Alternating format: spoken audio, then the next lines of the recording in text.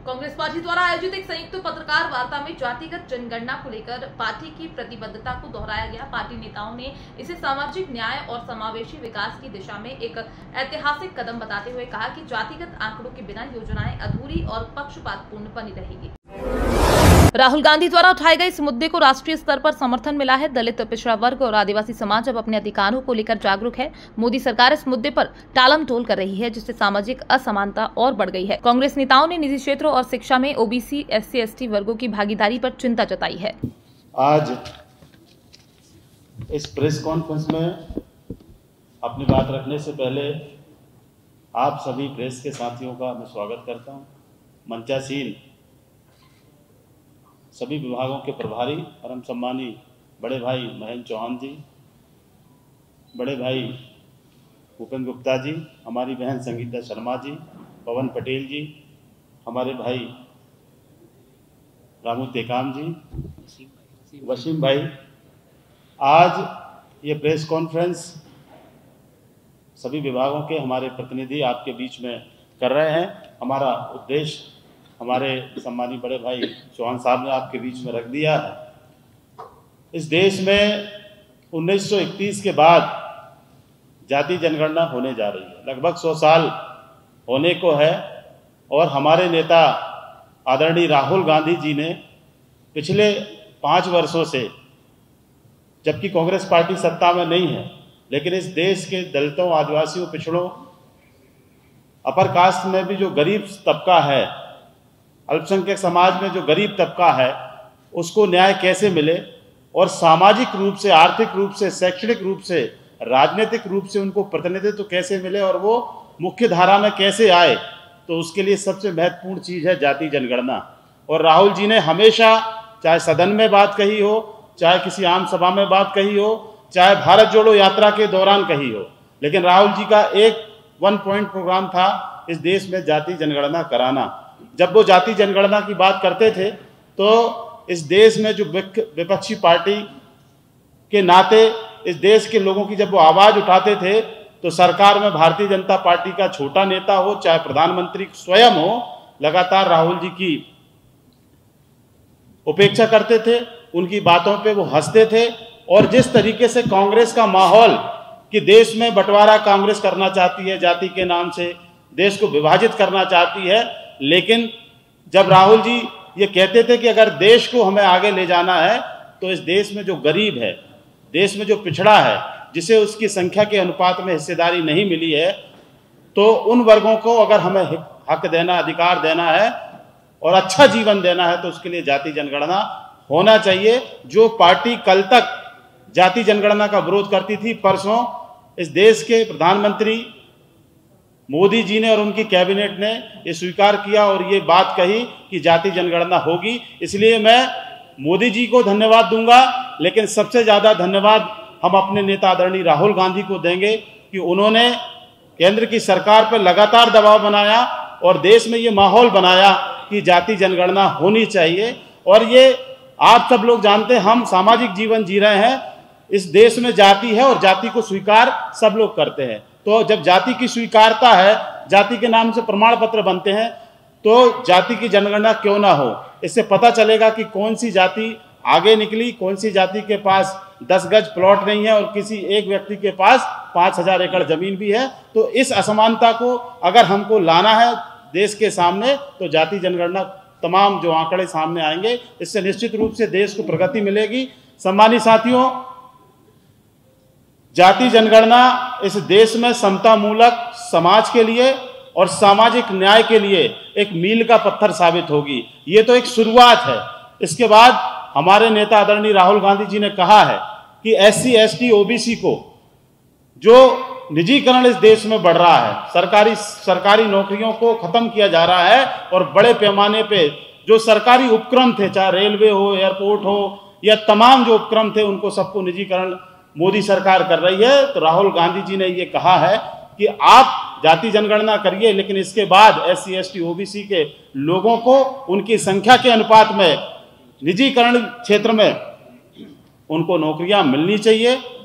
और SC, ST के बच्चों को, ओबीसी के बच्चों को, जो प्राइवेट यूनिवर्सिटीज़ हैं, निजी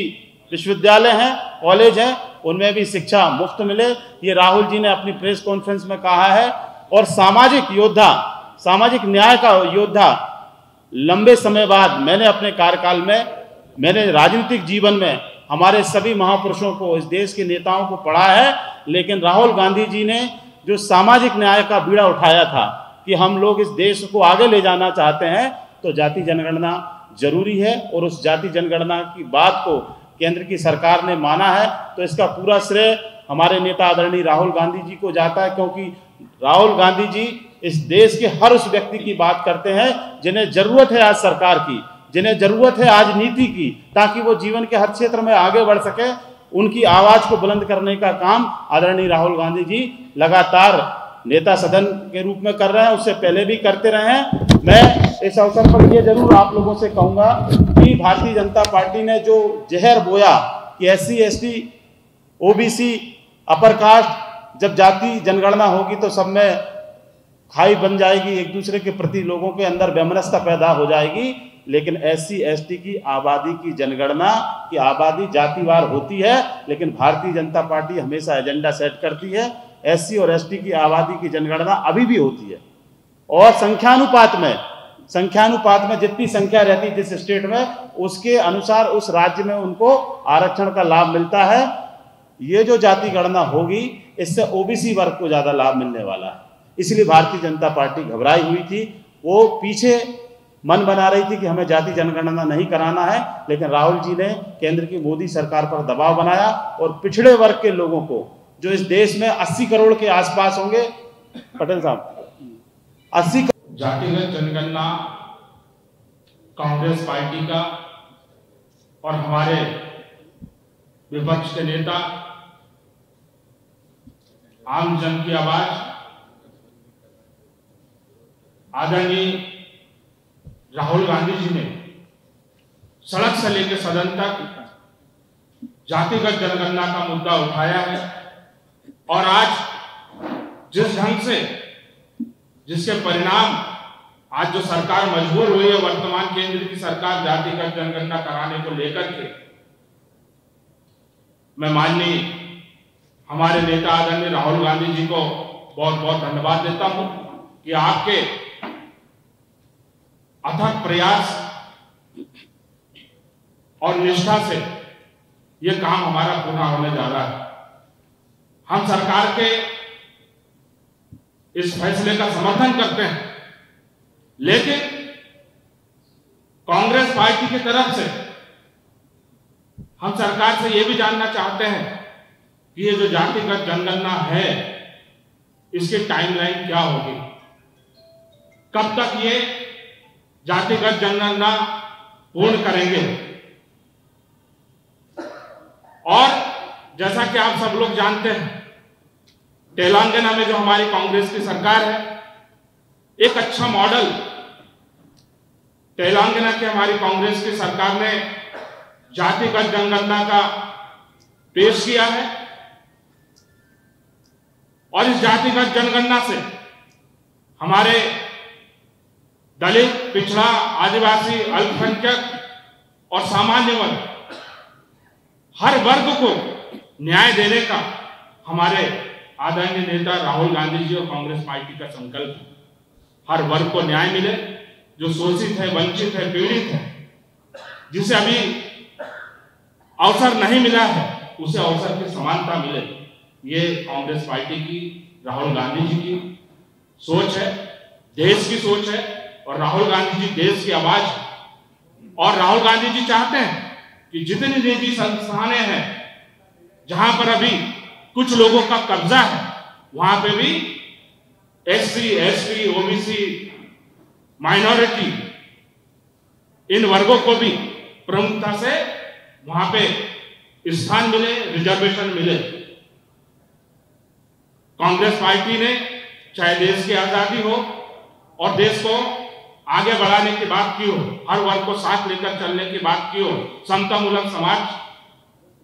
की एक कल्पना और उस कल्पना को पूरा करने की बात अगर की है तो कांग्रेस पार्टी ने की है, जो संविधान सम्मत विचारधारा को लेकर के आज भारत को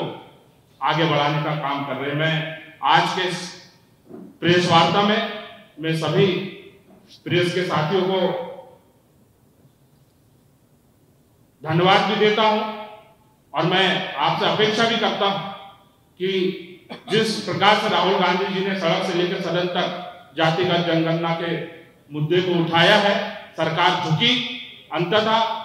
और उसे मजबूर होना पड़ा जातिगत जनगणना को लेकर के, क्योंकि आप सब लोग जानते हैं भारतीय जनता पार्टी और भारतीय जनता पार्टी से जुड़े हुए संगठन किस प्रकार से जातिगत जनगणना को लेकर के वो अपने विचार व्यक्त करते थे। सदन में तो हमारे नेता आदरणीय राहुल गांधी जी को अनुराग ठाकुर द्वारा यह तक कह दिया गया था कि जिसे अपने जाति का पता नहीं वो यहाँ जातिगत जनगणना की बात कर रहे हैं। इस प्रकार अपनी शब्दों की मर्यादाओं को लांघते हुए भारतीय जनता पार्टी ने चाल चरित्र और चेहरा जो उनका है वो पेश किया है। अब हमारे अगले साथी वसीम भाई भी अपनी बात करें। आज की खबरों में फिलहाल इतना ही। बने रहिए CPN 36 न्यूज के साथ। नमस्कार।